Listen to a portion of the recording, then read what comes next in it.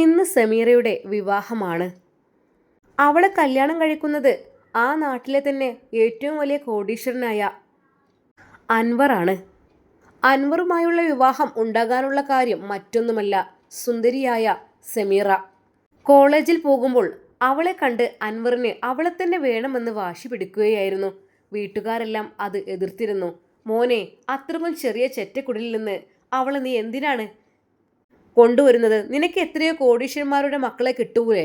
അങ്ങനെ വീട്ടുകാർ നിർബന്ധിച്ചിട്ടും അവൻ്റെ മനസ്സിൽ സമീറ മാത്രമായിരുന്നു. എനിക്ക് അവളെ തന്നെ മതി. അത് അവളുടെ സൗന്ദര്യത്തോളം വെല്ലുന്ന സൗന്ദര്യം ഇവിടെ ഏത് കോടീശ്വരന്മാരുടെ വീട്ടിലുള്ള മക്കൾക്കും ഇല്ല. അങ്ങനെയതാ അവരുടെ രണ്ടുപേരുടെയും വിവാഹം ആഡംബരപൂർണമായി കഴിഞ്ഞു. സുന്ദരിയായ സമീറയെ കാണാൻ ആളുകൾ കൂടി. അങ്ങനെയതാ അൻവറിൻ്റെ ആ ഒരു വലിയ കൊട്ടാരത്തിലേക്ക് മണവാട്ടിയായി അവൾ കടന്നു ചെന്നു. എന്നാൽ പാവം സമീറ, അവൾ അവിടുത്തെ ജോലികളും കാര്യങ്ങളും എല്ലാം നോക്കി ഭർത്താവിന് വേണ്ടതെല്ലാം ചെയ്തു കൊടുത്ത് അങ്ങനെ ഒരു നല്ല പെൺകുട്ടിയായി, നല്ല ഭാര്യയായി, നല്ലൊരു മരുമകളായി ജീവിക്കുവാനായിരുന്നു അവൾ ഉദ്ദേശിച്ചിരുന്നത്. എന്നാൽ കോടീശ്വരനായ അൻവർ ആദ്യമൊക്കെ അവളോട് നല്ല രീതിയിൽ സ്നേഹം കാണിച്ചു. എന്നാൽ ഏകദേശം ഒരു വർഷം കഴിഞ്ഞു തുടങ്ങിയപ്പോൾ അവൾക്ക് കുഞ്ഞുങ്ങളൊന്നും ആയില്ല. പലരും ചോദിക്കാൻ തുടങ്ങി, അല്ല, ഈ പുത്തൻ വീട് തറവാട്ടിൽ എന്താ കുഞ്ഞുങ്ങളൊന്നും ഇതുവരെ ആയില്ലേ? പലരും അത് ചോദിച്ചു തുടങ്ങി. എന്നാൽ ആദ്യ വർഷം അൻവർ അത് ക്ഷമിച്ചു. എന്നാൽ രണ്ടാം വർഷമായപ്പോൾ കുഞ്ഞുങ്ങൾ ഉണ്ടാകുന്ന ലക്ഷണങ്ങളൊന്നും കാണുന്നില്ല. ഹോസ്പിറ്റലിൽ പോയി ചെക്കപ്പൊക്കെ നടത്തി. ഒന്നും കാണുന്നൊന്നുമില്ല. എങ്കിലും അൻവർ വിശ്വസിച്ചു, അതെ, അവൾക്ക് നല്ല രീതിയിലുള്ള പ്രോബ്ലം ഉണ്ട്, അതായിരിക്കും. എന്നാൽ സമീറ, അതെ, എന്നോട് എല്ലാവരും ചോദിക്കുന്നുണ്ട് നിനക്കെന്താ കുഞ്ഞുങ്ങൾ ഉണ്ടാകാത്തതെന്ന്. പിന്നെ ഈ ഒരു വീടിന് ഒരു അവകാശി വേണം, അത് നിർബന്ധമാണ്. ഇവിടെയുള്ള ഒരേ ഒരു മകനാണ് ഞാൻ. എനിക്ക് അവകാശമില്ലെങ്കിൽ പിന്നെ എന്ത് ചെയ്യും? ഇതും ഇതിനുള്ള സ്വത്തും ഒക്കെ നീ ഒന്ന് ആലോചിച്ച് നോക്ക്. ഇക്ക, ഞാനെന്ത് ചെയ്യാനാ? നീ ഒന്നും ചെയ്യണ്ട. പക്ഷെ മക്കളില്ലാത്തത് അതെനിക്ക് സഹിക്കുന്നില്ല. അവൾ ആ രാത്രികളിൽ കരഞ്ഞു തുടങ്ങി. കാരണം മക്കളില്ല. ശരിയാണ്, കുഴപ്പമൊന്നും കാണുന്നുമില്ല. അവൾ പടച്ചോനോട് ദുആ ചെയ്തു, പടച്ചോനെ, എനിക്കൊരു കുഞ്ഞിക്കാല് നീ തരണേ അല്ല. കാരണം എൻ്റെ ഭർത്താവ് എന്നോട് ദേഷ്യപ്പെട്ട് തുടങ്ങുന്നുണ്ട്. അവരുടെ സുഖസുന്ദരമായ ആ ഒരു വർഷത്തെ ജീവിതം ഏകദേശം ഒരു വർഷം കഴിഞ്ഞപ്പോഴേക്കും അവന് അവളോട് തന്നെ ഒരു മടുപ്പ് തോന്നി തുടങ്ങി. അങ്ങനെ അതാ ആ ഒരു വലിയ കൊട്ടാരത്തിൽ വലിയൊരു ഫംഗ്ഷൻ നടക്കുകയാണ്. സുന്ദരിയായി അണിഞ്ഞൊരുങ്ങിയ സമീറയും അവളുടെ ഭർത്താവ് അൻവറും ആ ഫംഗ്ഷനിൽ വളരെയധികം ആളുകൾ ഉറ്റുനോക്കിയിരുന്നത് അവർ രണ്ടുപേരെയുമായിരുന്നു. വളരെയധികം ഫുഡും കാര്യങ്ങളും എല്ലാം വ്യത്യസ്തമായ രീതിയിൽ അലങ്കരിച്ച വലിയൊരു സൽക്കാരം. എന്നാൽ പ്രമുഖരായ ആളുകളെല്ലാം അവിടെ എത്തിത്തുടങ്ങി. നേരെ അൻവറിനെ പിടിച്ചുകൊണ്ട് പറഞ്ഞു, അല്ല അൻവർ, ഇങ്ങനെ നിന്നാൽ മതിയോ? ഈ ഒരു വലിയ പുത്തൻ വീട് തറവാട്ടിന് ഒരു അവകാശി വേണ്ടേ? നിങ്ങളിങ്ങനെ കളിച്ച് നടന്നോ? എന്താ ഇപ്പോഴും കളിയൊന്നും നിർത്താനായില്ലേ? നിങ്ങൾക്ക് എന്താ ഒരു കുഞ്ഞൊന്നും വേണ്ടേ? എന്നുള്ള രീതിയിൽ പലരും അവനോട് പറഞ്ഞപ്പോൾ അവന് ദേഷ്യവും സങ്കടവും ഒരുമിച്ചാണ് വന്നത്. എന്നാൽ തൻ്റെ തൊട്ടു മുമ്പിൽ നിൽക്കുന്ന സമീറയെ ചൂണ്ടി, അതെ, എനിക്കല്ല, അതാ ഇവൾക്ക് കുഞ്ഞുങ്ങൾ ഉണ്ടാകുന്നില്ല തോന്നുന്നത്. ആഹാ, അങ്ങനെയാണോ? എന്നാൽ അത് കേട്ട് അവരെല്ലാവരും ചിരിച്ചു. സമീറയുടെ മുഖം വല്ലാതെ അങ്ങ് വാടി. അതെ, അത്രയധികം ആളുകളുടെ മുമ്പിൽ വെച്ച് എന്നെ അപമാനിച്ചു എന്നത് അവൾക്ക് വല്ലാത്തൊരു വിഷമായി. എങ്കിലും അവൾ സങ്കടമെല്ലാം മനസ്സിൽ വെച്ചു വിതുമ്പിക്കരഞ്ഞു. അന്നത്തെ ഫംഗ്ഷനും കാര്യങ്ങളും കഴിഞ്ഞു. അന്ന് സമീറ റൂമിലേക്ക് എത്തിയപ്പോൾ അവൻ ഓടിക്കിതച്ചു വന്നു. ഡീ, കണ്ടില്ലേ, ആളുകളുടെ ഇടയിൽ വരെ ചോദ്യങ്ങൾ വന്നു തുടങ്ങി. എന്തിനു വേണ്ടിയിട്ടാണ് നിനക്കൊരു കുഞ്ഞിനെ തരാൻ കഴിയില്ല എങ്കിൽ എന്തിനാ നീ ഇവിടെ നിൽക്കുന്നത്? ഇക്ക, അത് ഞാനല്ലല്ലോ കുഞ്ഞിനെ. പിന്നെ ആരാടി? നീ എന്നല്ലേ എനിക്ക് കുഞ്ഞിനെ തരേണ്ടത്? അതെ, മറ്റു പലതും ചിന്തിക്കേണ്ടി വരും എനിക്ക്. നിശബ്ദതയുടെ ആ ഇരുട്ടിൽ അവൾ കരഞ്ഞു. അതെ, തൻ്റെ ഭർത്താവ് സുഖമായി ഉറങ്ങുകയാണ്. പക്ഷേ തനിക്ക് ഈ റൂമിൽ ഒരു സ്വാതന്ത്ര്യമില്ലാത്ത പോലെ, അവകാശമില്ലാത്തതുപോലെ അദ്ദേഹത്തിൻ്റെ ആ സംസാരം കേൾക്കുമ്പോൾ. എന്നാൽ അവൾ ഇരുന്ന് കരയുകയാണ്. അയാൾ പെട്ടെന്ന് ഉറക്കമുണർന്നു. എന്താടി കിടന്ന് മോങ്ങുന്നത്? ഒന്നുമില്ല. ഇറങ്ങി പോകുന്നുണ്ടോ റൂമിൽ നിന്ന്? മനുഷ്യന് ഉറങ്ങാൻ പോലും സമ്മതിക്കാതെ ഒരു മച്ചി വന്നിരിക്കുന്നു. അവൾ വിതുമ്പി. അവൾ പതുക്കെ ശബ്ദമുണ്ടാക്കാതെ അവിടെ തന്നെ ഇരുന്നു. ഇറങ്ങിപ്പോവാനാ തന്നോട് പറഞ്ഞത് എൻ്റെ മുറിയിൽ നിന്ന്. ഇനി നിന്റെ മുഖം പോലും എനിക്ക് കാണണ്ട. ആളുകളുടെ ഇടയിൽ എന്നെ അപമാനിച്ചതും പോരാത്തത് ഇനിയും എൻ്റെ റൂമിൽ ഇവിടെ ഇരിക്കണോ? ഇറങ്ങിപ്പോയിക്കൂടെ നാണം കെട്ടവളെ. പക്ഷേ എങ്ങോട്ട് പോകാൻ? അതെ, എൻ്റെ വീട് വളരെയധികം സാമ്പത്തികമായി മോശമാണ്. ഒരിക്കലും അങ്ങോട്ട് ഇറങ്ങിപ്പോകുന്നത് ശരിയല്ല. പ്രായമായ മാതാപിതാക്കൾ, സുഖമില്ലാത്തവർ, താഴെയുള്ള അനിയത്തി, അവർക്ക് ഞാനും കൂടി അങ്ങോട്ട് കയറി ചെന്നാൽ ഒരു പ്രാരാബ്ധമാവൂലേ? ഒരിക്കൽ പോലും വേണ്ട, വീട്ടിലേക്ക് ഞാൻ പോകില്ല.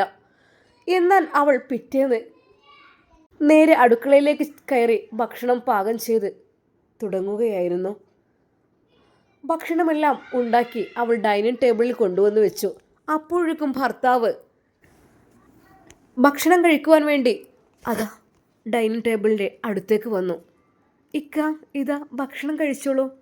എന്നാൽ അയാൾ അവിടെ ഇരുന്ന് ഭക്ഷണം വായിലേക്ക് വെച്ചത്. എന്താണിത്? ആർക്ക് വേണ്ടിയത് ഉണ്ടാക്കി വെച്ചിട്ടുള്ളത്? ഒരു കുഞ്ഞിനെ തരാൻ ഏതായാലും മച്ചിക്ക് പറ്റൂല. എന്നാൽ മര്യാദക്ക് ഭക്ഷണങ്ങളൊന്നും ഉണ്ടാക്കി തന്നൂടെ എന്ന് പറഞ്ഞ് അവൾ ഉണ്ടാക്കിക്കൊടുത്ത ആ ഭക്ഷണത്തിൻ്റെ പ്ലേറ്റ് എടുത്ത് അവൾക്ക് നേരെ എറിഞ്ഞു. അവൾ ഞെട്ടിത്തരിച്ചു പോയി. അതെ, ആ ഒരു കനമുള്ള പ്ലേറ്റ് ശരീരത്തിലും അവളുടെ കാലുകളിലും വീണ് പൊട്ടിച്ചിതറി. നിനക്ക് ഇറങ്ങിപ്പോയിക്കൂടെ ഇവിടുന്ന്? എത്ര തവണ ഞാൻ പറഞ്ഞതാ? വീണ്ടും ഉളുപ്പില്ലാതെ നിൽക്കുന്നു മച്ചി. ഈ ഒരു കുടുംബത്തിനും ഈ ഒരു വീടിനും ഒക്കെ ശാപമാണ് നീയെ. ഒരിക്കൽ പോലും ഇങ്ങനെയുള്ള പെണ്ണുങ്ങളെ വെച്ചുകൊണ്ട് നിൽക്കുന്നത് വീടിന് തന്നെ ദോഷമാണ്. ഇറങ്ങിപ്പോയിക്കോണം മര്യാദക്ക്. എന്നാൽ അൻവർ അവളെ പിടിച്ചു വലിച്ച് പുറത്തേക്കിട്ട് വാതിലടച്ചു. അവൾ വിതുമ്പിക്കരഞ്ഞു. എങ്കിലും അവൾ അവിടെ തന്നെ നിന്നു. അവൻ ഓഫീസിൽ പോയി തിരിച്ചു വന്നു. രാത്രിയായപ്പോഴും അവൾ ആ പുറത്തിരുന്ന് ഏങ്ങലടിച്ച് കരയുന്നതാണ് കണ്ടത്. നിന്റെ മുഖം പോലും എനിക്ക് കാണണ്ട, നീ എന്താ ഇതുവരെ പോയില്ലേ? കടക്ക് പുറത്ത് എന്ന് പറഞ്ഞ് എന്നാൽ ആ മുറ്റത്ത് നിന്നും അവളെ വലിച്ചിഴച്ച് അവൻ ഗേറ്റിൻ്റെ അപ്പുറത്ത് കൊണ്ടുപോയിട്ടു. ഗേറ്റ് പൂട്ടി. അവളതാ ആ റോഡിൽ തനിച്ചായി.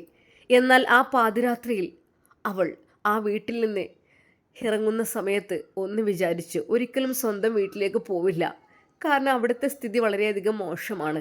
അതുകൊണ്ട് തന്നെ അവൾ നടന്നു. എല്ലാം മനസ്സിനുള്ളിലെ വേദനകളെല്ലാം അവൾ ദൈവത്തിൽ അർപ്പിച്ചുകൊണ്ട് നടന്നു സങ്കടത്തോടെ. ആ വലിയ തറവാട്ടിലേക്ക് അവൾ ഒരിക്കൽ കൂടി തിരിഞ്ഞു നോക്കി. കൊട്ടാരം കണക്ക് വിശാലമായ ആ വീട്.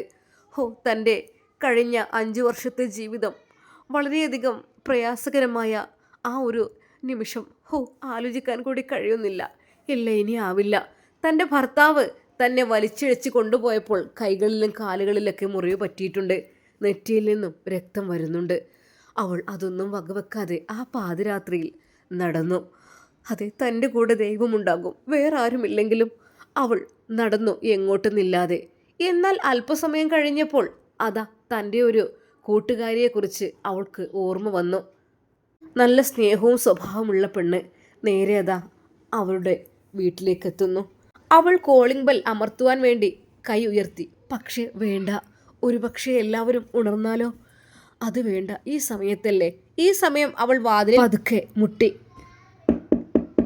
ഷഹന, ഷഹന. അതെ, ആരോ വാതിൽ മുട്ടുന്നു. അകത്ത് ഷഹന പെട്ടെന്ന് ചാടി എഴുന്നേറ്റു. ആരായിരിക്കിപ്പോൾ ഈ പാതിരാത്രിയിൽ? അവൾ നേരെ പുറത്തേക്കിറങ്ങി വാതിൽ തുറന്നു. സമീറയോ? എന്താ ഈ സമയത്ത് ഇവിടെ? വാ, ഇങ്ങോട്ട് അകത്തേക്ക് കയറി. ഈ ഒരു സമയത്ത് നീ എന്താ ഒറ്റയ്ക്ക്? നിന്റെ ഭർത്താവ് ഇവിടെ? നിന്റെ വിവാഹത്തിനൊക്കെ ഞാൻ പങ്കെടുത്തിരുന്നല്ലോ, എന്തായി? നിന്റെ ജീവിതമൊക്കെ എന്താ ഒറ്റയ്ക്ക് വന്നത്? എങ്ങോട്ട് പോവാണ് എന്നൊക്കെ പല ചോദ്യങ്ങളും. എല്ലാം അകത്തുനിന്ന് പറയാം, അകത്തേക്ക് വാ എന്ന് പറഞ്ഞ് അവളെ അകത്തേക്ക് കൂട്ടിക്കൊണ്ടുപോയി. എന്തു പറ്റി? നിന്റെ നെറ്റിയൊക്കെ മുറിഞ്ഞിട്ട് ചോര വരുന്നുണ്ടല്ലോ. എന്നാൽ അവൾ ഭർത്താവിൻ്റെ കുറ്റം ഒരിക്കലും പറഞ്ഞില്ല. ഞാനത് വീണപ്പോഴോ? ഇതെന്ത് പലയിടത്തും ഉണ്ടല്ലോ, എവിടെയാണ് നീ വീണത്? കൂട്ടുകാരിയുടെ ചോദ്യങ്ങൾക്ക് അവൾക്ക് എങ്ങനെ ഉത്തരം പറയണം എന്നറിയുന്നില്ല. അതെ, എനിക്ക് എന്താ നീ മറച്ചു വെക്കുന്നത്? എന്തൊക്കെയോ മറച്ചു വെക്കുന്നുണ്ട്. സത്യം പറ സമീറ, നിന്റെ ജീവിതത്തിൽ എന്താണ് സംഭവിച്ചത്? നിന്നെ വിവാഹം കഴിച്ചതൊരു കോടീശ്വരനായിരുന്നല്ലോ. നീ എന്താ ഈ പാതിരാത്രിയിൽ ഇവിടെ ഒറ്റയ്ക്ക് എങ്ങനെ എത്തി? നീ എന്താ അതൊന്നും എന്നോട് പറയാത്തത്? എല്ലാം തുറന്നു പറയണം. ഒന്നും എന്നോട് നീ മറച്ചു വെക്കരുത്, പ്ലീസ്, എൻ്റെ അപേക്ഷയാണ്. എന്നാൽ അവൾ പൊട്ടിക്കരഞ്ഞുകൊണ്ട് പറഞ്ഞു, എടി, 5 വർഷമായി വിവാഹം കഴിഞ്ഞിട്ട്. പക്ഷേ എനിക്ക് എൻ്റെ ഭർത്താവിനൊരു കുഞ്ഞിക്കാലിന് കൊടുക്കാൻ കഴിഞ്ഞില്ല. ഒരു കുഞ്ഞിനെ നൽകാൻ അതിൻ്റെ പേരിൽ എപ്പോഴും പ്രശ്നമാണ്. അതുമാത്രമല്ല, അതെ, ആ കൊട്ടാരത്തിന് ഒരു അവകാശി വേണം. പക്ഷെ എന്നെക്കൊണ്ട് കഴിയുന്നില്ല. നിനക്കതിനുള്ള കഴിവില്ല, മച്ചിയാണ് എന്ന് പറഞ്ഞ് എന്നെ ഇറക്കി വിടുകയായിരുന്നു. ശരിക്കും അതാ ഷഹന ഞെട്ടി. സമീറ, നീ എന്താ ഇതുവരെ എന്ന് തുടങ്ങിയതാണ് ഉപദ്രവം? അതെ, 1 വർഷം കുഴപ്പമില്ല, 4 വർഷത്തോളമായി ഞാൻ കഠിനമായ പീഡനങ്ങൾക്ക് ഇരയാകുകയായിരുന്നു. എന്നെ ഓരോന്ന് പറഞ്ഞിട്ടും ചെയ്തിട്ടും ഉപദ്രവിച്ചിട്ടും അങ്ങനെയൊക്കെ. പക്ഷേ ഡോക്ടർമാർ പറയും കുഴപ്പമൊന്നുമില്ലാന്ന്. ഞാൻ പിന്നെ എന്ത് ചെയ്യാനാ? നീ വിഷമിക്കണ്ട. അവൾക്ക് വേണ്ടി അവൾ ഭക്ഷണവും വെള്ളവും കൊടുത്തു. ആ ദിവസം തൻ്റെ കൂട്ടുകാരിയുടെ കൂടെ അവൾ കഴിഞ്ഞു. അതെ, നാളെ തന്നെ പെട്ടെന്ന് ഫ്രഷ് ആവണം.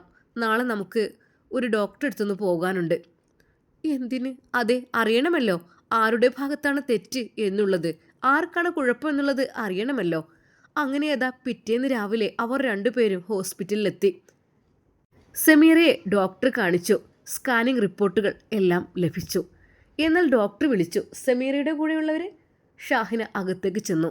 അതെ, ഇതിൽ നിങ്ങൾ പറഞ്ഞിട്ടുണ്ടല്ലോ വന്ധ്യതയാണ്, മച്ചിയാണെന്നൊക്കെ, അതുകൊണ്ട് മക്കളില്ല, കുട്ടികളുണ്ടാവുന്നില്ല. പക്ഷെ നോ പ്രോബ്ലം, എല്ലാ ടെസ്റ്റുകളും കാര്യങ്ങളെല്ലാം ചെയ്ത് നോക്കിയിട്ട് ഒരു പെണ്ണിന് വേണ്ട എല്ലാ ഹോർമോണുകളും എല്ലാ കാര്യങ്ങളും ഒക്കെ കറക്റ്റാണ്. അവൾക്ക് ഒരു കുറവുമില്ല. വളരെയധികം നല്ല രീതിയിൽ എല്ലാം ക്ലിയർ ആൻഡ് കറക്റ്റാണ്. ഒന്നും ഇതിൽ മാറ്റമില്ല. ഇവൾ ഗർഭം ധരിക്കും. ആര് പറഞ്ഞു ഇവൾ ഗർഭിണിയാവില്ല എന്നുള്ളത്? ഇവൾക്ക് അതിൻ്റേതായ രീതിയിലുള്ള പ്രവർത്തനങ്ങൾ അവളുടെ ശരീരത്തിൽ നടന്നു കഴിഞ്ഞാൽ തീർച്ചയായും അവൾ പെട്ടെന്ന് ഗർഭിണിയാകാൻ ചാൻസ് ഉണ്ട്. അതായത് ഒരു കുഴപ്പവും കാണുന്നില്ല. എന്നാൽ ശരിക്കും സമീർ അത്ഭുതപ്പെട്ടു. ഷഹന അവളുടെ മുഖത്തേക്ക് നോക്കിയിട്ട് പറഞ്ഞു, ഇപ്പം എങ്ങനെയുണ്ട്? അപ്പം നിങ്ങൾ ഡോക്ടറെ കാണിച്ചില്ല ഇതുവരെ? കാണിച്ചിരുന്നു. അപ്പോൾ വിശദമായ ടെസ്റ്റും കാര്യങ്ങളൊന്നും എടുത്തിട്ടില്ലല്ലേ? അത് സാരമില്ല, നമുക്ക് കുഴപ്പമില്ല. എന്തായാലും നിനക്ക് ഉണ്ടാവുമല്ലോ, നിനക്ക് കുഴപ്പമില്ലല്ലോ, സമാധാനമായില്ലേ? നീ ഒരിക്കലും മച്ചിയല്ല. നിന്നെ നല്ലൊരാളുമായി വിവാഹം കഴിപ്പിക്കുകയാണെങ്കിൽ തീർച്ചയായും നിനക്ക് മക്കളുണ്ടാകും. സാരല്ല, എന്നാലും കുഴപ്പമൊന്നുമില്ലല്ലോ. അങ്ങനെ അതാ സമീറ പറയുന്നു, എടി എനിക്ക് ജീവിക്കണം. എനിക്കിനി ഒരിക്കലും എൻ്റെ വീട്ടിലേക്ക് മടങ്ങി പോകാനും ആവില്ല, ഒരാളെയും ബുദ്ധിമുട്ടിക്കാനും ആവില്ല. അതുകൊണ്ട് എനിക്ക് ജീവിക്കണം, ജീവിക്കുവാൻ വേണ്ടി എന്തെങ്കിലും. അങ്ങനെ അതാ സമീറ അവളുടെ കഴുത്തിലുണ്ടായിരുന്ന ആ ഒരു മാലയെടുത്ത് വിൽക്കുന്നു. അവളുടെ ലക്ഷ്യം മറ്റൊന്നുമല്ലായിരുന്നു. ഭക്ഷണം ഉണ്ടാക്കാൻ ഏറ്റവും കൂടുതൽ മിടുക്കിയായിരുന്ന സമീറ അന്നു മുതൽ അത് ആരംഭിച്ചു, കൂട്ടുകാരിയുടെ സഹായത്തോടു കൂടെ. അങ്ങനെ അവൾ ചെറിയൊരു തട്ടുകട സെറ്റാക്കിയെടുത്തു. അതിൽ കാര്യമായിട്ട് നല്ല ചായയും ചെറിയ രീതിയിലുള്ള സ്നാക്കുകളൊക്കെ ഉണ്ടായിരുന്നു. എന്നാൽ അവളുടെ ചായയുടെ ആ രുചി പുലർച്ചെ 4 മണിക്ക് തന്നെ അവൾ ചായ ഒഴിക്കാൻ തുടങ്ങും. അതിലൂടെ വരുന്ന വഴിയാത്രക്കാരും ഒക്കെയായിട്ട് എല്ലാവരും സമീറയുടെ ചായ കുടിക്കാൻ സ്ഥിരം വരാൻ തുടങ്ങി. വളരെയധികം ടേസ്റ്റുള്ള ആ ഒരു ചായക്കായിരുന്നു അവിടെ ഫാൻസ് കൂടുതൽ. ഒരാൾക്ക് കൊടുക്കുമ്പോൾ നല്ല രീതിയിൽ സന്തോഷത്തോടു കൂടി കൊടുക്കണം എന്നതായിരുന്നു അവളുടെ മനസ്സിനുള്ളിലുള്ള ആഗ്രഹം. നല്ല രീതിയിൽ അവൾ പാലും പഞ്ചസാരയും തേയിലയും ഏലക്കായും എല്ലാം ചേർത്ത് തിളപ്പിച്ച് വളരെയധികം ടേസ്റ്റോടു കൂടിയുള്ള ആ ഒരു ചായക്ക് ഒരുപാട് ഫാൻസുകൾ കൂടിക്കൂടി വന്നു. എന്നാൽ അതിനിടയിൽ ചെറിയ രീതിയിലുള്ള പലഹാരങ്ങളും കാര്യങ്ങളും അതും ഉണ്ടാക്കി.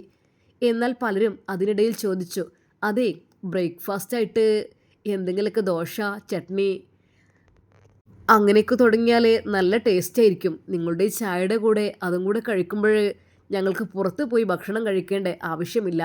അങ്ങനെ അതാ അവൾ അതും ചെറുതായി പരീക്ഷിച്ചു. അരിയും ഉഴുന്നും വെള്ളത്തിലിട്ട് അരച്ചുണ്ടാക്കിയ അവളുടെ ആ ഒരു ഇരുമ്പ് ചട്ടിയിൽ ചുട്ടെടുക്കുന്ന ദോശയ്ക്ക് പ്രിയമേറെയായി. അതിൽ മസാല ദോശയും നെയ്റോസ്റ്റും അടങ്ങുന്ന അങ്ങനെ പല വെറൈറ്റി ഐറ്റംസിലുള്ള ദോശകളും അവൾ ഉണ്ടാക്കാൻ തുടങ്ങി. എന്നാൽ ചൂടോടുകൂടി അത് സമീറയുടെ ആ ഒരു തട്ടുകടയിൽ ചെന്ന് കഴിക്കുമ്പോൾ എല്ലാവർക്കും മനസ്സും വയറും നിറഞ്ഞു. കുറച്ച് ക്യാഷാണെങ്കിലും അത് സന്തോഷമുള്ളതായിട്ട് അവൾക്ക് തോന്നി. അധ്വാനിച്ചുണ്ടാക്കുന്ന ക്യാഷിന് ഇത്രയധികം മധുരമുണ്ടാകുമെന്ന് അവൾ ഒരിക്കലും വിചാരിച്ചില്ല. അതെ, സത്യമായിട്ടും ഇപ്പോഴാണ് എനിക്ക് ക്യാഷിൻ്റെയൊക്കെ വില അറിയുന്നത്. താൻ അധ്വാനിച്ചുണ്ടാക്കുന്ന ആ ഒരു ക്യാഷുകൾ അതവൾ അവളുടെ ആവശ്യങ്ങൾക്ക് വേണ്ടി മാത്രമല്ല, പാവപ്പെട്ടവർക്കും എത്തിച്ചു കൊടുത്തു. ക്യാഷില്ലാതെ ആരൊക്കെ തന്നെ തട്ടുകടയിലേക്ക് വന്നാലും ഒരിക്കലും അവൾ വെറുതെ വിട്ടില്ല. അവർക്ക് വേണ്ടിയും അവൾ ഭക്ഷണം ഫ്രീ ആയിട്ട് നൽകി. അതുകൊണ്ട് തന്നെ പലരുടെയും പ്രാർത്ഥന സമീറയ്ക്ക് ഉണ്ടായി. എന്നാൽ കുറച്ച് ദിവസത്തിന് ശേഷം അതാ ഒരു ഉദ്യോഗസ്ഥൻ അതുവഴി വരുന്നു. അദ്ദേഹം വിശന്നവനായിരുന്നു. എന്നാൽ അദ്ദേഹം അതാ അവിടെ കയറി ഒരു ചായക്ക് ഓർഡർ ചെയ്തു. എന്നാൽ ചായ അദ്ദേഹം കുടിച്ചു. കഴിക്കാൻ എന്തെങ്കിലും? എന്താ ഉള്ളത്? ദോശ, ഗീ റോസ്റ്റ്, മസാല ദോശ ഒക്കെ ഉണ്ട്. ആ, എന്നാൽ ഒരു ദോശയും അതിലേക്കുള്ള ഗ്രേവി എടുത്തോളൂ. എന്നാൽ അയാൾ അതാ നല്ല സന്തോഷത്തോടു കൂടി ആ ഭക്ഷണം കഴിച്ചു തുടങ്ങി. ആ ചായ കുടിച്ചപ്പോൾ ശരിക്കും അയാൾക്ക് വല്ലാത്തൊരു അനുഭൂതി, വല്ലാത്തൊരു ഉന്മേഷം. എന്തൊരു ടേസ്റ്റുള്ള ചായ! അല്ല, ഒരു ചായ കൂടി തരാവോ? ആ, അതിനെന്താ? അപ്പോൾ തന്നെ വീണ്ടും ഒരു ചായ കൂടി അയാൾക്ക് വേണ്ടി കൊടുത്തു. അവളുടെ ആ ഒരു ദോശയും ചട്നിയും ഒക്കെ പ്രത്യേകമായിട്ട് ഒരു ടേസ്റ്റ്. എന്നാൽ ക്യാഷ് കൊടുക്കാൻ നിൽക്കുന്നതിനിടയിൽ അയാൾ അവളുടെ അടുത്ത് നിന്ന് ചോദിച്ചു, അല്ല, ഇതിൻ്റെ സീക്രട്ട് എന്താ? എന്താ മനസ്സിലായില്ല? അല്ല, ഇത്രമാത്രം ടേസ്റ്റുള്ള ചായയും കടിയൊക്കെ കഴിക്കുമ്പോഴേ ഇതിന് പ്രത്യേകമായിട്ടൊരു ടേസ്റ്റ് ഉള്ള പോലെ തോന്നി. എനിക്ക് ഒരു ബിസിനസ്സിന് താല്പര്യമുണ്ട്. എന്നെ കൂടി ഒരു പാർട്ട്ണർ ആക്കാമോ ഇതിൽ? ശരിക്കും അവൾ അത്ഭുതപ്പെട്ടു. ഉദ്യോഗസ്ഥനായ ഒരാൾ തന്നോട് പറയുന്ന കാര്യം. നിങ്ങൾ എന്താ? ഞാൻ കളിയാക്കുകയല്ല, സത്യമായിട്ടും എനിക്ക് നിങ്ങളുടെ ബിസിനസ് നന്നായിട്ട് ഇഷ്ടപ്പെട്ടു. കാരണം നിങ്ങളുടെ അത് അതീവ രുചികരമായ ഈ ഭക്ഷണം തന്നെയാണ് അതിന് പ്രധാന കാരണം. എന്താ, എന്നെ കൂടി ഈ ഒരു ഷോപ്പിലേക്ക് പാർട്ട്ണർഷിപ്പിൽ കൂട്ടാമോ? കുറച്ചുകൂടെ നമുക്ക് ഷോപ്പ് സെറ്റാക്കാം. എന്നാൽ അവൾ പറഞ്ഞു, ആ, അങ്ങനെയാണെങ്കിൽ എനിക്ക് കുഴപ്പമൊന്നുമില്ല. അവൾക്ക് മനസ്സിൻ്റെ ഉള്ളിൽ ചെറിയൊരു ഭയമുണ്ടായിരുന്നു. കാരണം ചതിക്കപ്പെടുമോ എന്ന് കരുതിയിട്ട്. എന്നാൽ അയാൾ നല്ലൊരു മനുഷ്യനായിരുന്നു. കുറച്ചധികം ക്യാഷും മുടക്കി അത്യാവശ്യം കുഴപ്പമില്ലാത്ത ഒരു ഹോട്ടൽ അവിടെ സെറ്റാക്കി. അതിൻ്റെ പേരും പഴയ പേര് തന്നെ, ഷമീറ ടേസ്റ്റി എന്ന് തന്നെയായിരുന്നു. അയാൾ പറഞ്ഞു, പേരൊന്നും മാറ്റണ്ട, ആ പേരിലാണ് കൂടുതൽ അഭിവൃദ്ധി ഉള്ളത്. അങ്ങനെ അതാ അയാളും അവളുടെ കൂടെ തന്നെ എല്ലാ കാര്യങ്ങൾക്കും ഹെൽപ്പ് ചെയ്യുവാനും അവൾക്ക് വേണ്ടി എല്ലാ സാധനങ്ങളും കൊണ്ടുവാങ്ങി കൊടുക്കുവാനും തുടങ്ങി. ചുരുങ്ങിയ ദിവസങ്ങൾക്കുള്ളിൽ തന്നെ നല്ലൊരു തിരക്ക് പിടിച്ച ഹോട്ടലായി മാറി അത്. സമീറയുടെ ഭക്ഷണം അത്യധികം ടേസ്റ്റ് ഉള്ളതായിട്ട് പലയിടത്തു നിന്നും ആളുകൾ അവിടേക്ക് എത്തിത്തുടങ്ങി. അതുകൊണ്ട് തന്നെ അവിടെ ആളുകളുടെ തിരക്കുമായി. എന്നാൽ ഒരു ദിവസം അതെ, ആ പാർട്ട്ണറായ അദ്ദേഹം ചോദിച്ചു, സമീറ, ആ, എന്താ? ഞാൻ നിന്നോടൊരു കാര്യം ചോദിക്കട്ടെ? ആ, പറയൂ. എനിക്ക് സത്യമായിട്ടും ഞാനൊരു ഉദ്യോഗസ്ഥനായിട്ട് പോലും എനിക്ക് ആ ജോലിയിലൊന്നും വല്ലാതെ താല്പര്യമില്ലായിരുന്നു. എനിക്ക് ഇങ്ങനെയുള്ള ഈ ഫുഡ് ഉണ്ടാക്കുന്ന ജോലി, ഇതൊക്കെ വളരെയധികം താല്പര്യമുള്ള വിഷയവുമായിരുന്നു. എനിക്ക് ഇതിലങ്ങ് തുടരാനാണ് ഇനി താല്പര്യം. പിന്നെ ഞാനൊരു കാര്യം ചോദിച്ചാൽ നീ എനിക്കതിന് സമ്മതം തരുമോ? ആ, എന്താണ്, പറയൂ. ഷാഫി ഒരു നിമിഷം ആലോചിച്ചിട്ട് പറഞ്ഞു, സമീറ, എൻ്റെ വിവാഹത്തെക്കുറിച്ചുള്ള ചർച്ചകൾ എൻ്റെ വീട്ടിൽ പുരോഗമിച്ചു കൊണ്ടിരിക്കുകയാണ്. വിരോധമില്ലെങ്കിൽ സമീർ എൻ്റെ വധുവായിട്ട് വരുമോ? ഒരു നിമിഷം സമീർ ഞെട്ടിത്തെരിച്ചു. ഷാഫിക്ക, ഞാൻ ഇല്ല, അതുമാത്രം പറയരുത്. കാരണം ഞാനൊരു വിവാഹത്തിൽ നിന്ന് പിന്തിരിഞ്ഞവളാണ്. കാരണം എനിക്ക് മക്കളില്ല എന്നതിൻ്റെ പേരിൽ എന്നെ വിവാഹ ജീവിതത്തിൽ നിന്ന് അടിച്ചിറക്കിയതാണ്. അതുകൊണ്ട് ഒരിക്കൽ പോലും ഇനിയൊരു വിവാഹ ജീവിതം ഞാൻ ആഗ്രഹിക്കുന്നില്ല. ഷാഫി പെട്ടെന്ന് പറഞ്ഞു, സമീറ, അതെന്താ അങ്ങനെ? മക്കളിൽ നിന്ന് വിചാരിച്ചിട്ട് നമുക്കെന്താ ജീവിക്കുന്നതിൽ? അല്ല, വേണ്ട, എൻ്റെ ഭർത്താവ് തന്നെ മക്കളെ കൊടുക്കാൻ കഴിയാത്തതിൽ ദേഷ്യപ്പെട്ടിരുന്നു എന്നോട്. ഇനി എനിക്കാവില്ല, പ്ലീസ് എന്നെ നിർബന്ധിക്കരുത്. സമീറ, എനിക്ക് നിന്നോടുള്ള ഇഷ്ടം വളരെയധികം കൂടിക്കൂടി വന്നു. അതുമാത്രമല്ല, നീ ഉണ്ടാക്കുന്ന ഈ ഒരു ടേസ്റ്റേറിയ പലഹാരങ്ങൾ അതെൻ്റെ നാവിൻ തുമ്പത്തെ രുചിയിൽ തങ്ങി നിൽക്കുകയാണ്. എനിക്കെന്നും അത് കഴിക്കണം. അതുമാത്രമല്ല, ആളുകൾക്ക് കൊടുക്കുകയും വേണം. എന്താ സമീറ, നിനക്ക് വിരോധമാണോ എൻ്റെ കൂടെ ജീവിക്കാൻ? നിനക്കൊരു ബുദ്ധിമുട്ടും ഞാൻ വരുത്തില്ല. നീ ഇപ്പോൾ എൻ്റെ കൂടെ കുറച്ച് ദിവസമായില്ലേ കഴിയുന്നു. എന്തെങ്കിലും ബുദ്ധിമുട്ട് നിനക്ക് തോന്നിയിട്ടുണ്ടോ? ഇല്ല ഷാഫിക്ക, അതൊന്നുമില്ല. പക്ഷെ വിവാഹം കഴിച്ചു കഴിഞ്ഞാൽ എനിക്ക് മക്കൾ ഉണ്ടാവില്ലല്ലോ എന്നുള്ള. അതൊന്നും വേണ്ട, എനിക്ക് നീയും നിനക്കും ഞാനും മതി കേട്ടോ. ഷാഫി സ്നേഹത്തോടെ അത് പറഞ്ഞപ്പോൾ മനമില്ലാ മനസ്സോടുകൂടി അവളത് സമ്മതിച്ചു. തൻ്റെ കൂട്ടുകാരി ഷഹനയോടും കാര്യങ്ങളെല്ലാം പറഞ്ഞു. അവളും പറഞ്ഞു, അതെ, നീ ഇങ്ങനെ ഒറ്റപ്പെട്ട് ജീവിക്കുന്നത് ഒരിക്കലും ശരിയല്ല. നിൻ്റെ കൂടെ കൂട്ടിനൊരാളുണ്ടാവുന്നത് എപ്പോഴും നല്ലത് തന്നെയാണ്. ഏതായാലും ഷാഫിക്ക നല്ല മനുഷ്യൻ തന്നെയാണ്, നിനക്കറിയാമല്ലോ. പിന്നെ അതിനെക്കുറിച്ച് കൂടുതലൊന്നും അന്വേഷിക്കണ്ട. ഏതായാലും അദ്ദേഹത്തിൻ്റെ വിവാഹകാര്യവും നോക്കിക്കൊണ്ടിരിക്കല്ലേ. എന്താ സമ്മതം മൂളിക്കോ, നീ ഒന്നും വിഷമിക്കണ്ട. അങ്ങനെ ഏതാ തൻ്റെ പ്രിയപ്പെട്ട കൂട്ടുകാരിയുടെയും വാക്കുകൾ കേട്ട് ഷാഫിയും സമീറയും വിവാഹിതരാവുകയാണ്. അവർ അത്ര വലിയ ആർഭാടമുള്ള വീടൊന്നും എടുത്തില്ല. അവരുടെ ഹോട്ടലിനടുത്ത് ഒരു പാകത്തിന് വലുപ്പമുള്ള ഒരു കൊച്ചു വീട്, സമാധാനത്തോടെയുള്ള വീട്. വലിയ കൊട്ടാരമൊന്നും അവരെടുത്തില്ല. കാരണം അവർക്ക് ക്യാഷ് ഇല്ലാഞ്ഞിട്ടല്ല, ആ ക്യാഷ് പലപ്പോഴും അവർ പാവങ്ങൾക്ക് വിതരണം ചെയ്യുമായിരുന്നു, അവരുടെ വിശപ്പടക്കുമായിരുന്നു. അതുകൊണ്ട് അങ്ങനെ അവരുടെ ദാമ്പത്യ ജീവിതം തുടർന്നു. സന്തോഷകരമായ നിമിഷങ്ങളിലൂടെ ഷാഫിയും സമീറയും ഒന്നിച്ച് ചേർന്നു. പുലർച്ചെ 4 മണിയാകുമ്പോഴേക്കും അവർ ഹോട്ടൽ തുറക്കും. അവർ അവിടെയുള്ള ആളുകൾക്ക് ഭക്ഷണം നൽകും. സന്തോഷത്തോടു കൂടി അങ്ങനെ അവരുടെ ദാമ്പത്യ ജീവിതം മുന്നോട്ട് പോകുമ്പോൾ അതാ സമീറയ്ക്ക് വല്ലാത്തൊരു തലകറക്കം. ഒരു ദിവസം ദോശയുണ്ടാക്കുന്നതിനിടയിൽ. എന്നാൽ പെട്ടെന്ന് അവൻ, എന്തു പറ്റി സമീറ, എന്തു പറ്റി? ഷാഫി അവളെ ഓടി പിടിച്ചു. ഇക്ക, ഒരു തലകറക്കം പോലെ. എന്നാൽ അവളെ അവൻ വാരിയെടുത്ത് നേരെ ഹോസ്പിറ്റലിലേക്ക് കൊണ്ടുപോയി. പെട്ടെന്ന് അതാ സമീറയുടെ കൂടെ. അതെ, നിങ്ങൾ ഡോക്ടർ വിളിക്കുന്നു. ഷാഫി അല്പഭയത്തോടെ ഡോക്ടറുടെ റൂമിലേക്ക് ചെന്നു. അവൻ പ്രാർത്ഥിക്കുകയായിരുന്നു, റബ്ബേ, എൻ്റെ പ്രിയപ്പെട്ട പെണ്ണിനെ ഒന്നും സംഭവിക്കരുതേ എന്ന്. എന്നാൽ ഡോക്ടർ അദ്ദേഹത്തെ വിളിച്ചു. ഇരിക്കൂ. കൺഗ്രാറ്റുലേഷൻസ്, നിങ്ങളൊരു പിതാവാകാൻ പോകുന്നു. ശരിക്കും ഞെട്ടിപ്പോയി അവൻ. അതെ, മക്കളുണ്ടാവില്ല എന്ന് പറഞ്ഞ എൻ്റെ സമീറ ഗർഭിണിയോ? മാഷാ അല്ലാ. ശരിക്കും അവൻ പടച്ചറബിനെ സ്തുതിച്ചു. എന്ത് പറയണമെന്നായിപ്പോയി ഡോക്ടറെ. അതെ, പിന്നെ ഒരു സ്കാനിങ് റിപ്പോർട്ടുണ്ട്. അത് നമുക്ക് അടുത്ത ആഴ്ച കേട്ടോ, അടുത്ത ആഴ്ച സ്കാനിങ്ങിന് വരണം. എന്നിട്ട് ആ റിപ്പോർട്ടിൽ കാര്യങ്ങൾ എന്തൊക്കെയോ പറയാം. ഇപ്പോൾ നിങ്ങൾ തൽക്കാലം പോയിക്കോളൂ. അങ്ങനെ സന്തോഷത്തോടു കൂടിയുള്ള ആ ഒരു നിമിഷങ്ങൾ അയാൾ പറഞ്ഞു, എൻ്റെ പെണ്ണ്, നീയല്ലേ പറഞ്ഞത് നീ മച്ചിയാണ്, ഗർഭിണിയാവില്ല എന്നുള്ളത്? അതെ, അതൊക്കെ ശരി തന്നെയാണ്. പക്ഷേ എൻ്റെ പെണ്ണ് ഒരു മച്ചിയല്ല, ഒരു വന്ധ്യതയുള്ള പെണ്ണല്ല. എൻ്റെ പെണ്ണ് നല്ല പെണ്ണാണ്. അപ്പോൾ നിൻ്റെ ആദ്യ ഭർത്താവിനായിരിക്കും പ്രശ്നം, ഇപ്പം മനസ്സിലായി. എന്നിട്ടായിരുന്നു നിന്നെ ഇട്ട് അവൻ ഉപദ്രവിച്ചത് അല്ലേ? ശരിക്കും അവനെ ഓർക്കുമ്പോൾ ഷാഫിക്ക് ദേഷ്യമാണ് വന്നത്. അവൻ്റെ അഹങ്കാരം. എൻ്റെ പെണ്ണിനൊന്നുമില്ല. ഇപ്പം കണ്ടില്ലേ? അങ്ങനെയായിരുന്നു. 4 ദിവസം കഴിഞ്ഞു. വീണ്ടും ഹോസ്പിറ്റലിലെത്തി. സ്കാനിങ് കഴിഞ്ഞു. സ്കാനിങ് റിപ്പോർട്ടിന് വേണ്ടി അതാ വിളിക്കുന്നു സമീറയുടെ കൂടെ. അപ്പോഴേക്കും ഷാഫി അതാ ഓടിക്കിതച്ച് ഡോക്ടറുടെ റൂമിലെത്തി. നിങ്ങളുടെ ഭാര്യയ്ക്ക് 5 വർഷമായിട്ട് മക്കളില്ല എന്നാണല്ലോ കേട്ടത്. എന്നാൽ ആ 5 വർഷം മക്കളില്ലാതെ സങ്കടപ്പെട്ടതിന് പകരമായിട്ട് ദൈവം നിങ്ങൾക്ക് 2 മക്കളെ ഒരുമിച്ച് തരുന്നുണ്ട്. കൺഗ്രാറ്റുലേഷൻസ്. ശരിക്കും ഷാഫി അത് കേട്ട് അത്ഭുതപ്പെട്ടു. അത് തൻ്റെ പ്രിയപ്പെട്ട ഭാര്യ സമീറയെ ഒന്ന് കെട്ടിപ്പിടിച്ച് ചുംബിക്കണമെന്ന് തോന്നി. സമീറ പുഞ്ചിരിച്ചുകൊണ്ട് ഭർത്താവിനെ കണ്ടു. ഭർത്താവ് സ്നേഹത്തോടെ അവളെ നോക്കി, അവളെ ആശ്വസിപ്പിച്ചു. അവൾ സന്തോഷം കൊണ്ട് കരഞ്ഞുപോയി. കണ്ടില്ലേ, നീ അത്രയധികം ക്ഷമിച്ച് കഴിഞ്ഞതുകൊണ്ട് നിനക്ക് ദൈവം തന്ന സമ്മാനമാണ് നമ്മുടെ മക്കൾ.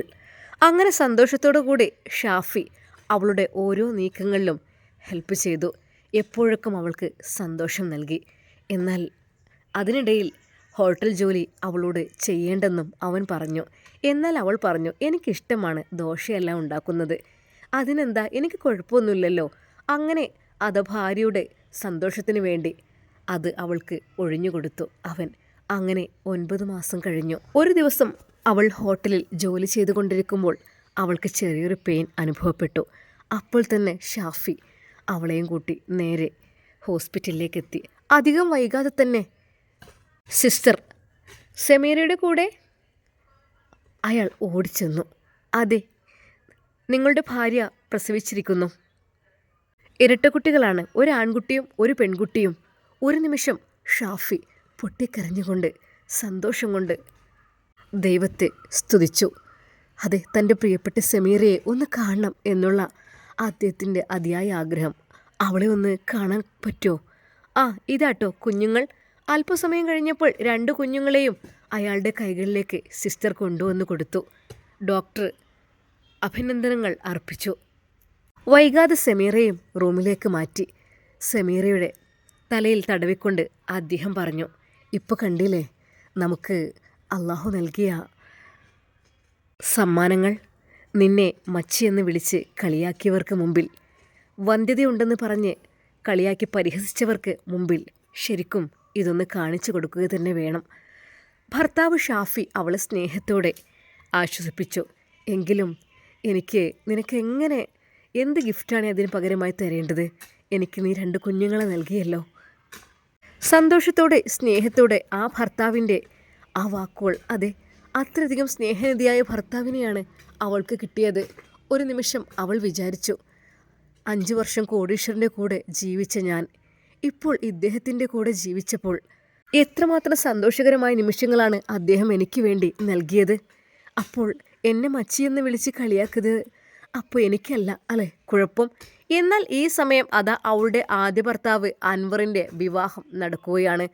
അൻവർ കരുതി, അവളേതായാലും പോയത് പോയി, ഇനി എനിക്ക് ഈ ഒരു വീട്ടിലേക്കൊരു അവകാശിയെ വേണം, അതിനു വേണ്ടി ഒരു സുന്ദരിയായ പെണ്ണിനെയും വിവാഹം കഴിക്കണം. പക്ഷേ എന്തായാലും വേണ്ടിയില്ല, അവളെ വിളിച്ച് അപമാനിക്കണം, അവളെ ഈ വിവാഹത്തിന് ക്ഷണിക്കണം എന്തായാലും. അങ്ങനെ അതാ അൻവറിൻ്റെ കൊട്ടാരത്തിൽ വളരെയധികം ആഡംബരപൂർണമായ വിവാഹത്തിനുള്ള തയ്യാറെടുപ്പുകളെല്ലാം തുടങ്ങിക്കഴിഞ്ഞു. കല്യാണക്കത്ത് സമീറയുടെ കൈകളിലും എത്തി. ഒരാളുടെ കൈകളിൽ ഏൽപ്പിച്ച് അത് അവളുടെ കൈകളിലെത്തി. എന്നാൽ അൻവർ ഷംന വെഡ്ഡിങ് എന്ന് പറഞ്ഞിട്ടുള്ള ആ ഒരു വിവാഹക്കത്ത് കിട്ടിയപ്പോൾ ഒരു നിമിഷം അവളുടെ ഹൃദയം വല്ലാതെ അങ്ങ് വേദനിച്ചു. അതെ, ഒരിക്കൽ ഞാൻ അയാളുടെ അടുത്ത് 5 വർഷം നിന്ന്, പക്ഷെ അയാൾ എന്നെ പുറത്തേക്ക് വലിച്ചിടുകയായിരുന്നു. ഒരിക്കൽ പോലും അദ്ദേഹം തന്നെ സ്നേഹത്തോടെ ഒരു വാക്കുകൊണ്ട് പോലും ആശ്വസിപ്പിച്ചില്ല. പകരം എപ്പോഴും ക്രൂരമായ പീഡനങ്ങളായിരുന്നു. എന്നാൽ ഇപ്പോൾ ഇദ്ദേഹത്തിൻ്റെ കൂടെ ഞാൻ ജീവിച്ചപ്പോൾ അൽഹംദുലില്ലാ എനിക്ക് ഒരുപാട് സുഖവും സന്തോഷവുമാണ് ലഭിച്ചത്. അവൾ ആ കല്യാണക്കത്തിലേക്ക് നോക്കി കണ്ണ് നിറക്കുന്നത് കണ്ടപ്പോൾ ഭർത്താവ് വന്നു. ഷാഫി, ഇതെന്താ? പെട്ടെന്ന് അവൾ ആ കത്ത് അയാളുടെ കൈകളിൽ കൊടുത്തു. തീർച്ചയായും നമുക്ക് പോയിരിക്കണം, എന്തായാലും ഇവിടെ വരെ ക്ഷണം എത്തിയല്ലോ അല്ലേ? അദ്ദേഹത്തിൻ്റെ ആ വാക്കുകളിൽ എന്തൊക്കെയോ ഒന്നുണ്ടായിരുന്നു. അങ്ങനെ അവർ വിവാഹത്തിന് വേണ്ടി പോവുകയാണ്. ആ കൊട്ടാരം ആകപ്പാടെ നല്ല രീതിയിൽ അലങ്കരിച്ചിട്ടുണ്ട്. ശരിക്കും അയാളുടെ പുതിയ വധു വളരെയധികം വലിയ കോടീശ്വരനായ അയാളുടെ മകളായിരുന്നു. എന്നാൽ പാവപ്പെട്ട നമ്മുടെ സമീറ അയാളുടെ വീട്ടിലേക്ക് വധുവായി കയറി ചെന്നപ്പോഴുള്ള അവഗണനയും കാര്യങ്ങളുമില്ലായിരുന്നു. അവിടെ കോടീശ്വരിയായ പെണ്ണിനെ വിവാഹം കഴിക്കുന്നത് കൊണ്ട് എല്ലാവർക്കും ഒത്തിരി സന്തോഷമായിരുന്നു. അങ്ങനെ വിവാഹത്തിനുള്ള ആളുകളെല്ലാം ഒത്തുകൂടി കഴിഞ്ഞു. എല്ലാവരും വിവാഹത്തിൻ്റെ ആ ഒരു സ്റ്റേജിലേക്ക് ഉറ്റുനോക്കി. കാരണം കോടീശ്വരിയായ പെണ്ണ്, കോടീശ്വരനായ അൻവർ, ഇവരാണ് ചേർച്ച. ആദ്യത്തെ ആ മച്ചി പെണ്ണിനെ എന്തിനു കൊള്ളാം, വെറുതെ ആ പെണ്ണിവിടെ 5 വർഷം ഇവന് കൊണ്ടു നടന്നു. അങ്ങനെ പല അഭിപ്രായങ്ങളും. എന്നാൽ അല്പസമയം കഴിഞ്ഞപ്പോൾ അതാ സമീറയും ഭർത്താവ് ഷാഫിയും ആ വിവാഹത്തിന് വേണ്ടി വരുന്നു, തൻ്റെ 2 മക്കളെയും പിടിച്ചുകൊണ്ട്. ശരിക്കും നല്ല ആഡംബരപൂർണമായ ആ ഒരു വലിയ കാറിൽ, ആ ഒരു ഓഡിറ്റോറിയത്തിൻ്റെ മുമ്പിലായിട്ട് ആ കാർ വന്നു നിന്നു. അതിൽ നിന്ന് 2 മക്കളെയും പിടിച്ചുകൊണ്ട് സമീറ ഇറങ്ങുന്നത് പലരും കണ്ടു. ഇതാ മച്ചിപ്പെണ്ണല്ലേ? എന്നാൽ സന്തോഷത്തോടെ ഭർത്താവ് ഒരു കുഞ്ഞിനെ അവളുടെ കയ്യിൽ നിന്ന് വാങ്ങിയെടുത്തു. 2 മക്കളെയും കൊണ്ട് അവർ ആ കല്യാണത്തിന് വരുന്നത് എല്ലാവരും സന്തോഷത്തോടു കൂടി നോക്കി നിന്നു. അപ്പോൾ ഇവൾക്കല്ലായിരുന്നോ കുഴപ്പം? ഇവൾക്ക് കുഴപ്പമില്ലാട്ടോ, ഇവൾക്കിതാ 2 ഇരട്ടക്കുട്ടികൾ ഉണ്ടായിരിക്കുന്നു. എല്ലാവരും അവളുടെ അടുത്ത് ചെന്ന് ഓരോ വർത്താനങ്ങൾ ചോദിച്ചു. അവൾ പറഞ്ഞു, അതെ 6 മാസമായി. ആണോ? അപ്പം നീ മച്ചി എന്ന് പറഞ്ഞിട്ട് മക്കളുണ്ടാവില്ല എന്നൊക്കെ പറഞ്ഞിട്ട്? അത് കുഴപ്പമൊന്നുമില്ലായിരുന്നു, എല്ലാം നല്ല രീതിയിൽ കഴിഞ്ഞു. വിവാഹം കഴിഞ്ഞ് 10 മാസമായപ്പോഴേക്കും അപ്പോൾ മനസ്സിലായി, അപ്പോൾ കുഴപ്പം മുഴുവനും അൻവറിനായിരിക്കും അല്ലേ? അല്ലാതെ ഇപ്പോൾ എങ്ങനെ? നിന്റെ വിവാഹം കഴിഞ്ഞ് 10 മാസമായപ്പോഴേക്കും നീ പ്രസവിച്ചെങ്കിലേ നിനക്കൊരു കുഴപ്പമില്ല, കുഴപ്പം അൻവറിന് തന്നെ ആയിരിക്കും. എന്നാൽ അവൾ മക്കളെയും കൊണ്ട് വരുന്നത് ശരിക്കും അവിടെ നിന്ന് അൻവർ കണ്ടു. ഇവൾ 2 ഇരട്ട കുട്ടികളെ കൊണ്ട് എവിടെ നിന്ന് വരുന്നു? ഒരുപോലുള്ള 2 മക്കള്, ഓ അത് ഭർത്താവാണോ? എന്നാൽ പലരും അഭിപ്രായപ്പെട്ടു, മച്ചി എന്ന് പറഞ്ഞ് ഇറക്കി വിട്ട അൻവറിൻ്റെ ആദ്യ ഭാര്യയാണല്ലോ അത്. ആഹാ, 2 മക്കളുണ്ടല്ലോ അവരുടെ കൂടെ. എന്നാൽ ആ കോടീശ്വരന്റെ പുത്രി, അതായത് അൻവറിന്റെ പുതിയ ഭാര്യയും അത് കേട്ടു. അപ്പോ മക്കളില്ലാത്തതിന്റെ പേരിൽ എൻ്റെ ഭാര്യ ഇറങ്ങിപ്പോയി എന്ന്, അവളെ ഞാൻ ഒഴിവാക്കി മച്ചിയായതിന്റെ പേരിൽ എന്നൊക്കെ പറഞ്ഞിട്ട് ഇപ്പോ അവള് 2 മക്കളെയും കൊണ്ട് വരുന്നുണ്ടല്ലോ. എന്നാൽ അത് കേട്ട് അൻവർ ഞെട്ടിപ്പോയി. അത് അപ്പോൾ നിങ്ങൾക്കാണല്ലേ കുഴപ്പം? അങ്ങനെയാണെങ്കിൽ ഞാനിവിടെ നിൽക്കുന്നില്ല. നിങ്ങൾക്കാണ് കുഴപ്പക്കാരൻ. നിങ്ങൾക്കാണ് മക്കളില്ലാത്തത്. അവൾക്കൊരു കുഴപ്പമില്ലായിരുന്നു. അവൾ ആ നിമിഷം തന്നെ സ്റ്റേജിൽ നിന്നിറങ്ങി. മക്കളുണ്ടാകാത്ത നിങ്ങളുടെ കൂടെയുള്ള ജീവിതത്തിന് എനിക്ക് താല്പര്യമില്ല. അവൾ അവിടെ നിന്നിറങ്ങി. അവിടമാകെ ഒച്ചപ്പാടും ബഹളവുമായി. എല്ലാവരും അത് സെമീറയെ കാണുവാനും മക്കളെ താലോലിക്കുവാനും വേണ്ടിയിട്ട് ഇറങ്ങി. എന്നാൽ ഈ സമയം അൻവർ അതീവ ദുഃഖത്തോടെ അതെല്ലാം നോക്കി നിന്നു. അതെ, തൻ്റെ അപ്പോഴത്തെ ആ ഒരു അനാസ്ഥ മൂലം ഇതൊക്കെ സംഭവിച്ചു. അപ്പോൾ ഇത്ര പെട്ടെന്ന് അവൾക്ക് കുഞ്ഞുങ്ങളും ഉണ്ടായി. നാശം. ശരിക്കും അവൻ ഓരോന്ന് പ്രാഗി പറഞ്ഞുകൊണ്ടിരുന്നു. എന്നാൽ താൻ വിവാഹം കഴിക്കാൻ പോകുന്ന ആ ഒരു വധു അതാ ആ ഒരു മണ്ഡപത്തിൽ നിന്ന് ഇറങ്ങിപ്പോയത് അവനക്ക് വല്ലാത്തൊരു ഷോക്കായി മാറി. ചുരുക്കി പറഞ്ഞാൽ മക്കളില്ലാത്ത അൻവർ ഒറ്റപ്പെട്ടു പോയ അവസ്ഥയായി. എല്ലാവരും അവനെ കളിയാക്കി. നീ ആ പെണ്ണിനെ ഒരുപാട് ഉപദ്രവിച്ചു മച്ചിയെന്ന് പറഞ്ഞ്. അപ്പോൾ നിനക്കായിരുന്നില്ലേ കുഴപ്പം? പലരും അത് പറഞ്ഞപ്പോൾ അൻവർ ആകെ വിഷമിച്ചു പോയി. എന്തു ചെയ്യണമെന്നറിയാതെ അവൻ ശരിക്കും അനുഭവിച്ചു. അവളെ ഉപദ്രവിച്ചതിലുള്ള ആ ഒരു ശിക്ഷയെല്ലാം തനിക്ക് എല്ലാവരും കൂടി തന്നുകൊണ്ടിരിക്കുന്നു. എന്നാൽ ഈ സമയം 2 മക്കളെയും കൊഞ്ചിച്ചുകൊണ്ട് അതാ ഷാഫിയും സമീറയും സന്തോഷത്തോടു കൂടി വിവാഹം കഴിഞ്ഞ് അവിടെ നിന്ന് ഇറങ്ങി. എന്നാൽ വളരെയധികം സങ്കടത്തോടെ അവനത് നോക്കി നിന്നു. അത് തനിക്കെല്ലാം നഷ്ടപ്പെട്ടിരിക്കുന്നു. എല്ലാം ഞാനായിട്ട് നഷ്ടപ്പെടുത്തി എല്ലാം. അവൻ ശരിക്കും നിരാശപ്പെട്ടു. അങ്ങനെ അത് സന്തോഷത്തോടു കൂടി നമ്മുടെ ഷാഫിയും സമീറയും നല്ല ജീവിതം തുടങ്ങി. വീണ്ടും അവർ അവരുടെ തട്ടുകടയിൽ സന്തോഷത്തോടു കൂടെ ഭക്ഷണം എല്ലാവർക്കും ഉണ്ടാക്കി കൊടുക്കാനും ദോശ ഉണ്ടാക്കി കൊടുക്കാനും ഒക്കെ തുടങ്ങി. അതെ, അപ്പോഴും അവളുടെ ആ ഒരു ചായക്ക് വളരെയധികം ആവശ്യക്കാരുണ്ടായിരുന്നു. അവരുടെ ബിസിനസ് പടർന്ന് പന്തലിച്ചു. എന്നാൽ ഈ സമയം ഒറ്റപ്പെട്ട അൻവർ അവൻ്റെ ബിസിനസ്സിലും തകർച്ചകൾ സംഭവിച്ചു തുടങ്ങി.